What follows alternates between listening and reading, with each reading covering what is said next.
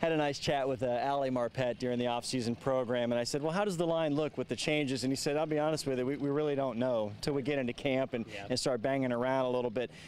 This is a bit of a mystery coming into training camp, moving guys around, bringing in new pieces. What do you think of this O-line? Yeah, there's almost a storyline at every single spot in the O-line, right? I mean, Donovan Smith, is he going to be worthy of that franchise left tackle contract? Ali Marpet, yes, he's moving back to guard, but it's left guard, not his traditional right guard spot. Ryan Jensen, the new free agent in town, obviously that's the storyline there.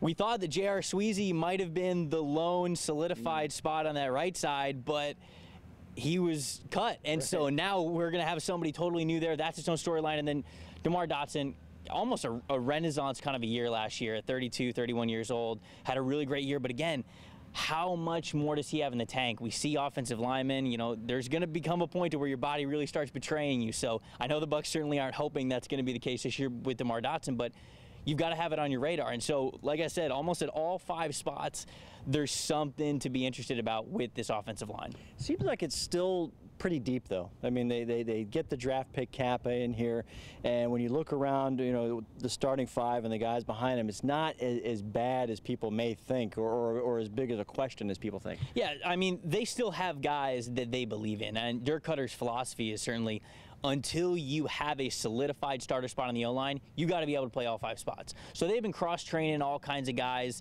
Caleb Benenoch's one of them, Alex Kappa, like you said, Evan Smith, Cole Garner. These guys are in the system. Leonard Wester's another guy, I forgot to mention. All of these guys can play a variety of different spots. And so, you know, we talked earlier about the offense and splitting snaps amongst the quarterbacks, but there's going to be plenty of split snaps between some of these offensive linemen too, because they're going to be figuring out which guys have more chemistry with one another, which guys are gelling better, have better communication. All that stuff goes into what makes a training camp, getting ready for that regular season. And so they've got some guys that they trust in the depth, no question.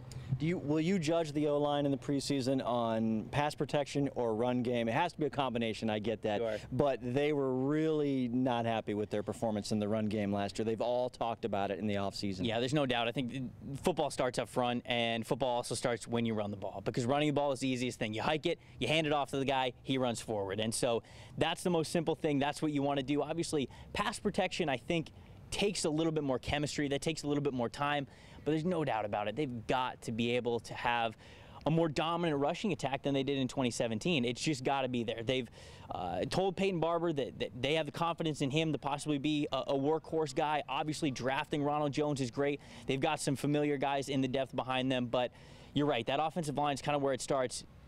And pass blocking is great, passing the ball is great, but they've got to be able to run block this year.